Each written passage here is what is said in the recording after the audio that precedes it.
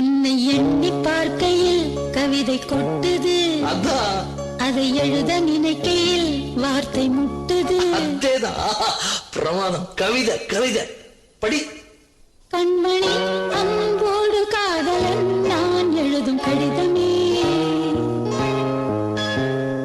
பொன்மணி உன் வீட்டில் சௌக்கியமா, நான் இங்கு சௌக்கியமே.